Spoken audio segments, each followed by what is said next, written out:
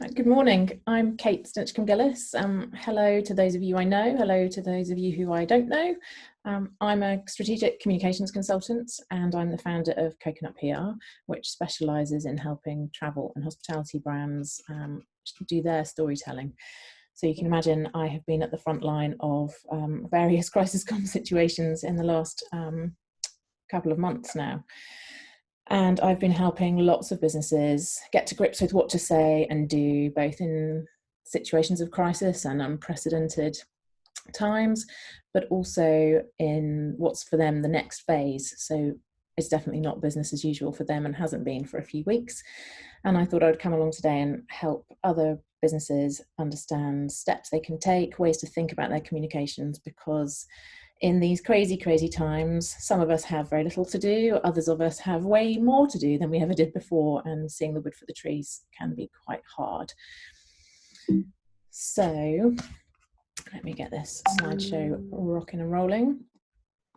So what I'm hearing from both the businesses I work with directly as clients and from friends and colleagues in my network is that they are struggling to know what to say to their customers. They are stuck to be on top of everything that's happening with COVID-19. They're stuck with the fear that they might upset somebody. Some of them have received communications from other brands and businesses that they have felt were slightly inappropriate, and they don't want to make those same mistakes themselves. But also it's brought to a head for many of these businesses the reality of them understanding who their customers are and where they are, and also the cacophony of noise that there is at the moment, both around COVID-19, but also in some cases in their own businesses. There are just so many ways to talk to your customers that there's a sense of overwhelm where businesses are having to furlough staff and in some cases lay off contractors and agencies. They're kind of at the front line of having to communicate for their business again, and they're just a bit by it all. So to Richard's point about using the chat, I would love to know what your communications hurdles are right now and see if I can answer any of them either through the slide that I'm going to talk through now or in the questions at the end or at another time. The challenge right now is that we're very much beyond business as usual. And I think in the early days, for me, with the types of clients that I have ordinarily, it was quite a tactical thought process initially. Nobody knew how long this was going to go on for. Nobody knew how hard the UK was going to get hit by it. And lots of the conversations were, what do we do now? What do we do today? What do we do tomorrow? It wasn't the long-term thinking that actually it now requires. So wherever you're at in the stage of your business and COVID, if you're going to get through the other side and think long, you do have to rethink your comms plan. Now, I always say audience first, because if you don't consider your audience, then you're not going to communicate in the best way for your business. And I had a conversation most recently with Lucy Eckley about how jargony businesses become. And I quite often talk to brands about how, yeah, that's great. And I understand it because I understand your business. But what the hell are you actually saying if you're Mr. Jones out there on the street? And bless Lucy, she even pulled me up on being jargony about my own product and offering. And it's just funny, no matter how hard we try, sometimes we just can't see that what we're saying makes complete sense to us, but doesn't make an awful lot of sense to our audience. Now, depending on the size of your business, obviously the number of audiences you have will differ. If you're a larger organization and you have staff, then staff are probably your primary audience in this situation. You may have customers, you may have clients, you may have suppliers, you may have partners, affiliates, brand partners, board members. Your stakeholder base might be tiny or it might be enormous. And that's the first step in all of this, is understanding who they are and their differing needs. Now, the 6 questions that are vital to any communicator are these 6 wonderful open-ended questions. The who, the what, the where, the when, the why, and the how. I have to run those around on my fingers to make sure I've got all 6. Now, in terms of your audience, we covered the first one. Who is your audience, or who are your audiences? During these times, what do they need? What are their greatest needs, and how are those needs relevant to you? How can you help them solve those needs? And when do they need you most? So here we're talking about how frequently do you need to communicate with them? And then why you? Why are you the best person to help solve their needs? What credibility, what expertise have you got to bring to the table, and how do you tell that part of the story whilst giving them the support that they need? And finally, where are they looking for those answers? Do they look for them in the places that you are used to communicating with them, or are they looking for them elsewhere? So those are the questions I would guide you to answer for each of your audiences. And those questions will vary because these are just examples for now. And once you have answered those sufficiently, you now get to think about your story. So take those same 6 questions and apply them to the story and that you can tell now, the value that you can add now as a business. This is where having core brand values and a strong backstory will stand you in really good stead.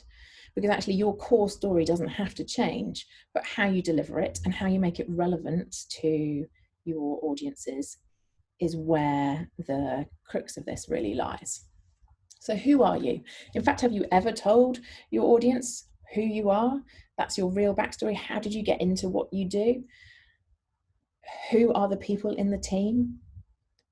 What do you bring to the table as a team? Why are you suited to help them right now? How can you help them solve the needs that you've recognized already that they might have? And here we're talking about benefits. If we go down the route of features and benefits, those classic marketing tools, so many brands get stuck on the features of their product. Oh, but we offer this, this, this, and this.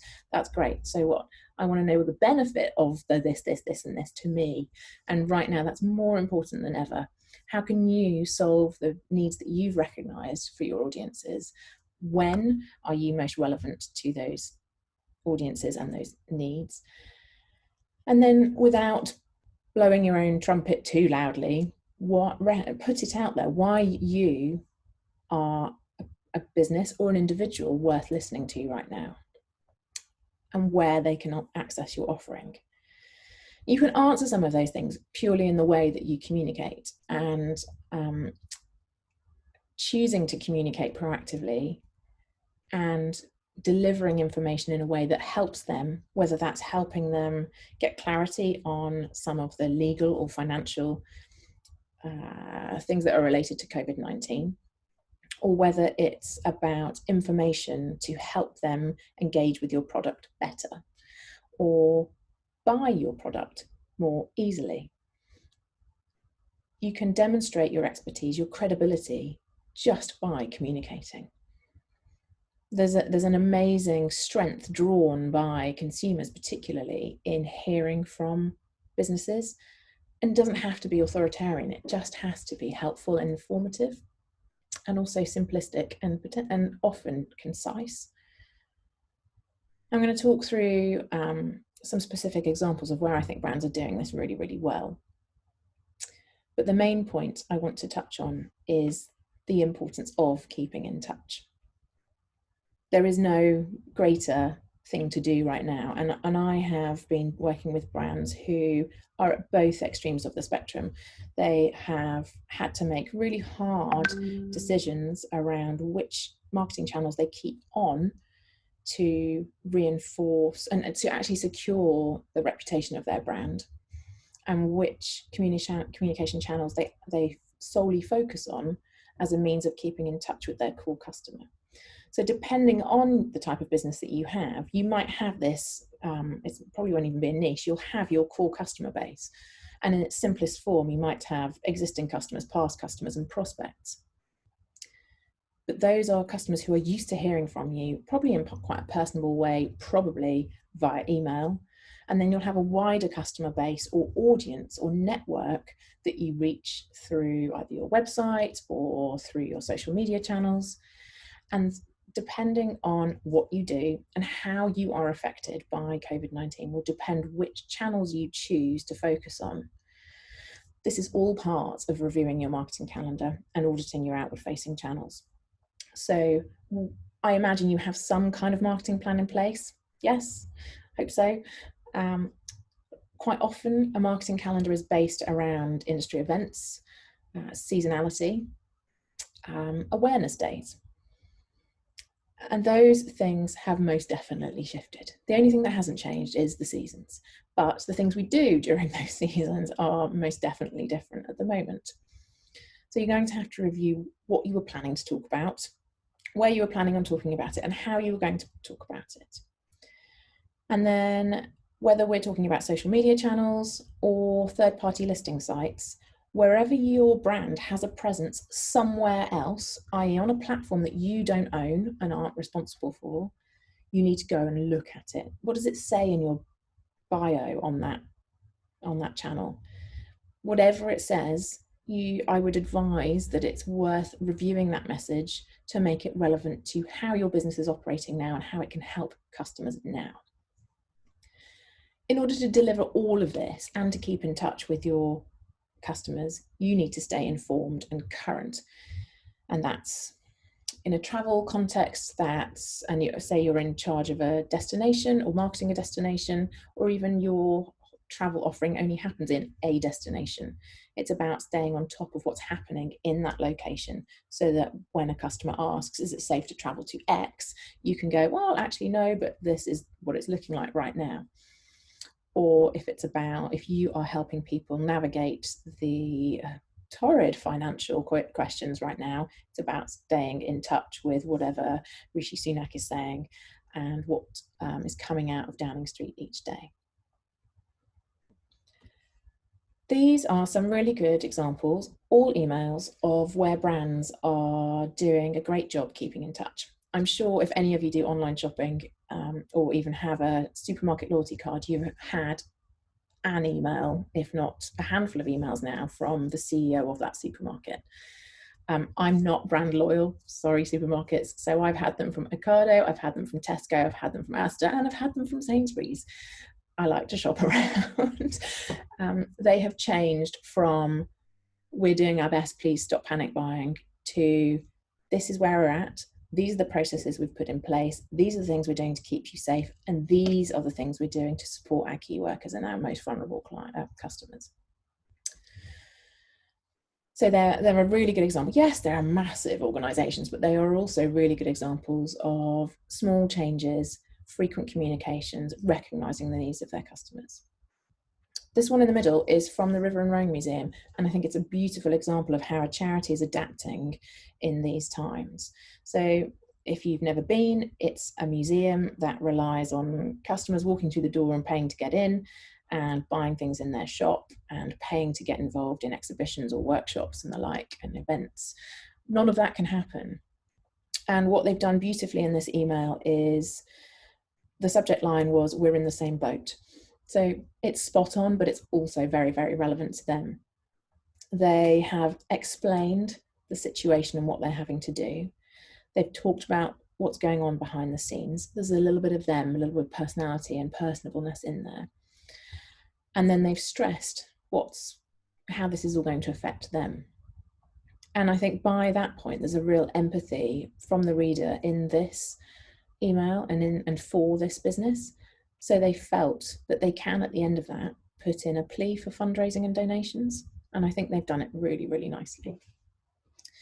The travel one is my example from my client portfolio. And it was very important for this client to maintain a conversation with its Anglophone, high net worth, well-educated global audience.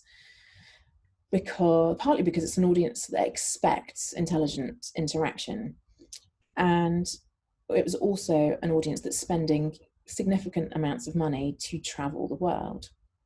And what they've done now, they've done it twice. We've worked together to shift their email strategy from one about promoting destinations and holidays to sharing how France is responding, and all the wonderful armchair traveller pieces that are enabling the French, but also anybody who loves France, to continue to consume French culture. And I'm delighted to say that the responses to the emails they've sent so far have been really strong, both in terms of the stats. Open rates and click-through rates are really, really positive and not that far behind normal. But also people are taking the time to respond with wonderful comments of gratitude for just being kept in the loop. So share mindfully. Whatever it is you've got to say that you feel comfortable saying, find the way to do it. So we've touched on emails. Let's think about this in terms of the content that you can own and control.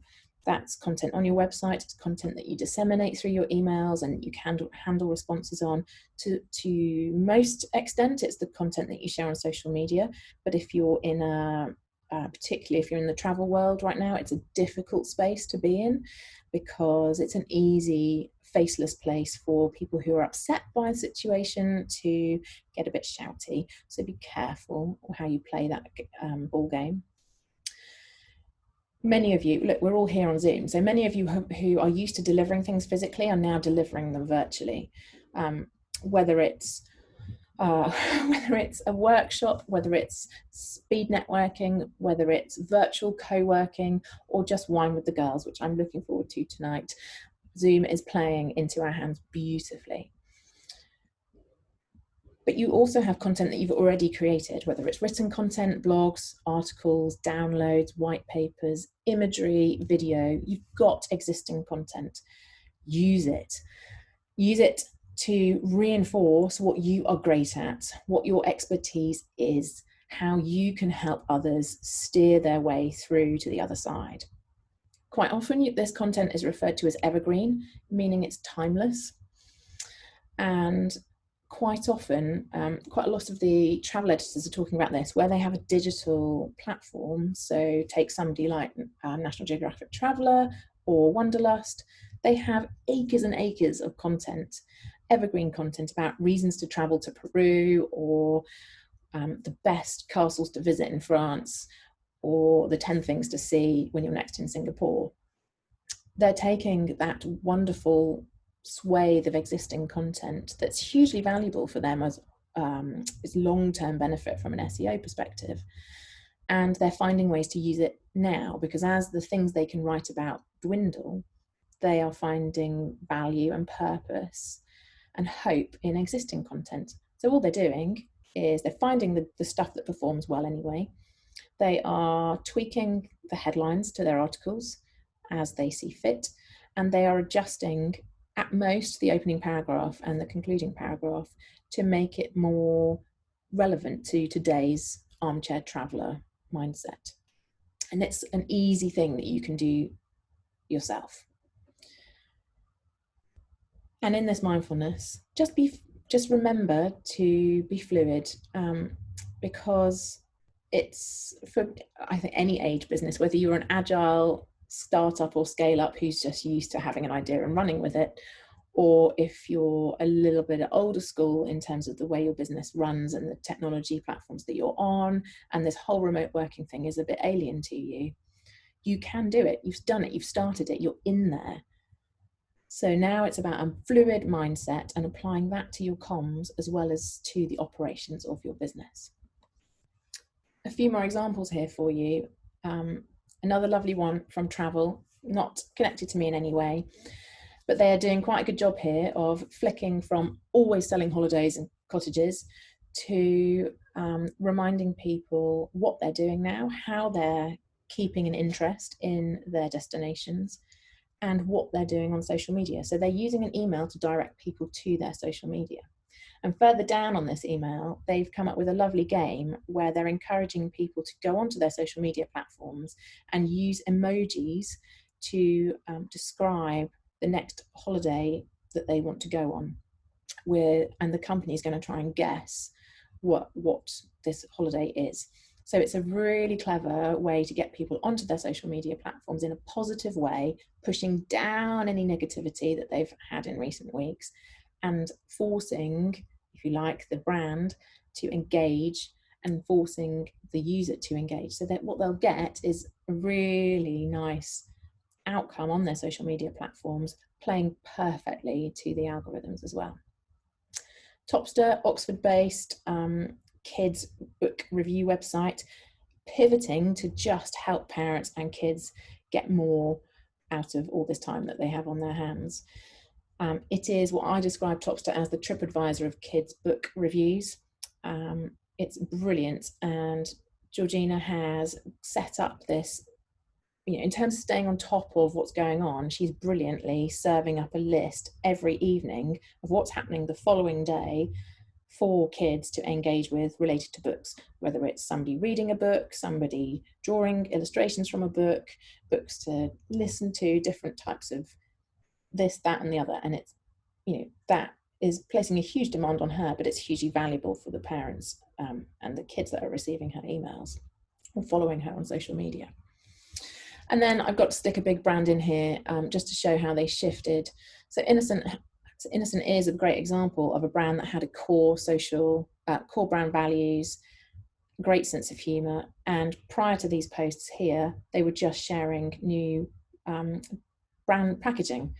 And then when COVID hit, they came back into this funny sense of humour dialogue, and it cheers people up. So if you have a slightly humorous edge to your brand, play to it. So to summarize some of those points, establish what are your most effective channels. Don't play where you don't have the engagement. It's just a waste of time where you probably don't have the time to make it work. And if you do have some time, or if you are focusing down your, can't believe I said focusing down, I hate that. If you are focusing your efforts, your comms efforts, do it where it works best for you. And the point of all of this is to nurture your existing customer base, keep them warm, increase their brand loyalty, working now to grow for a brighter future on the other side. Keeping in touch now will put you in such a stronger position for when we come out on the other side. And in the meantime, what you're doing is providing an immense amount of support and help to your audiences. So that is my whistle-stop tour through how and why to keep in touch with your brand, with your customers when it's not business and as usual, and some hints and tips hopefully on helping you think about that.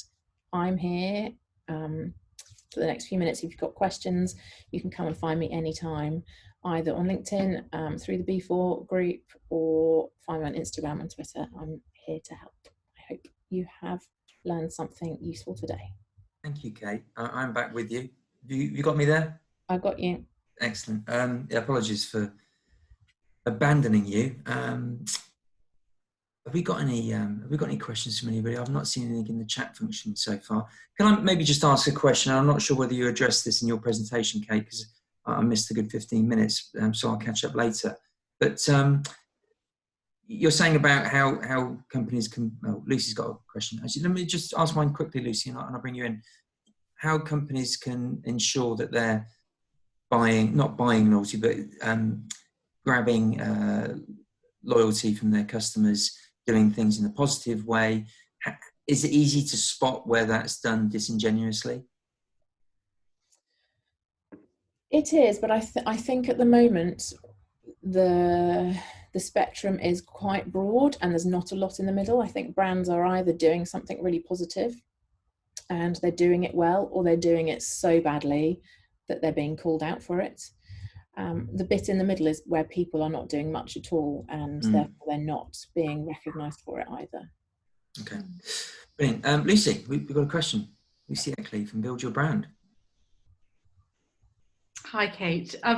Great presentation, and I really love how it actually flowed really well after Tony's presentation yesterday, where he was really saying that, if you're not talking about stuff, people assume you're not doing it. So obviously I totally agree that, now it's time to be visible and really find things to talk about and ways to engage with all of your audiences. I just had a question about the long-term impact of this. And I think, I guess it's probably early to say, but I wondered if you have any thoughts about how this might change over the longer term, how brands engage with people. Yeah, I think that's a really good question, and it's very pertinent because I see lots of conversation around people fairly adamant that we're in a new normal now, but when we come out in the other side, we're going to be in another new normal. I think most people are reluctant to go back to the way the world was, and I think that applies to the way brands behave as well. And I think whether it's operationally, businesses will have learned to work differently and hopefully more efficiently and productively. I think they'll have found also a greater loyalty from the audience that matters most to them, and they'll have learned how to get that loyalty from more efficient marketing. So they'll have learned how to pivot quickly. They'll have learned the messages. I mean, if this all relies on them actually going back and analysing what they've done, but if they do, and they should, they'll learn what messages resonated most. They'll learn what content resonated most, and they'll learn how their audience wishes most to be communicated with. So they'll figure out which channel works best for them. The need to slim down at the moment, either because we're having to furlough staff or we're just too drawn in other directions, will tell them that it's okay to be efficient and you don't have to be everywhere. I mean, I talk quite a lot about Ginny Dietrich's peso model, which is where you bring together your paid, earned, shared, owned content to have an integrated approach to your marketing. I stand by that model now, but the risk with that model is that somebody looks at it and goes, I need to be in all of these places all of the time. And actually, in reality, whether you're a one-man band or a 25,000 man business, that is really hard work. And I think businesses now will reflect on this and say, do you know what? This is where I'm going to be. I don't need to be here, and I'm not going to be there just because everybody says I need to be there. And it will really hone the brain on being somewhere because that's where the audience is and that's where the strategy works. Really interesting. Thank you. Thank you, Lucy. Next up, we've got Tim Wraith from Sobel.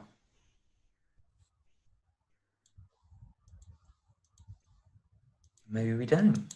Tim, you with us? No, Tim. Okay, well, Tim, if you are around, if you can come back, we've got Kate Reed. Hi there, Kate. Really, really interesting. Lots of, great information that I'm going to take away and absorb. I did have a question which relates to the what you were saying about the amount of noise, that is out there. And certainly my inbox is full, social media is full, and I'm hearing a lot of the same sort of stuff. So wondering if there are particular cliches, particular use of language that maybe was appropriate a week ago, is now being a bit overused, and just anything that you're sort of noticing or that we might need to, just be aware of. I think the one thing I'm seeing more and more of is use of quotes. Okay. So I don't know about you, but I have seen Darwin's reference to. Oh no, that feels inappropriate.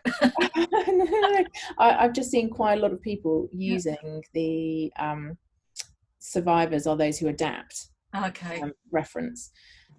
So that's everywhere. I'm seeing increased use of quotes across social media. So I think that will come and that will peak and it will drop again, because we all love an inspirational quote, but we don't need one every hour of the day. And also something like Darwin, I'm thinking fits really well with business but not necessarily life at the moment. No, not one for the NHS to be pumping out, I don't think. So I'm seeing lots of quotes, and I think just generally the lead is coming from the bigger players, the FMCG brands, because they are right at the front of it and they're big enough to have big enough comms teams to help them navigate this. And I'm really, really pleased to say that on a now incredibly long list of that another PR head has collated, a brand list of brands. It's traffic light system, brands that are doing ace, brands that are doing okay, and brands that are just doing terrible. That most of that traffic light system is now green or red, and you can imagine that it's the Sports Direct and the Wetherspoons of the world, Virgins of the world, who are in the red, mostly because of the way they're handling their staff.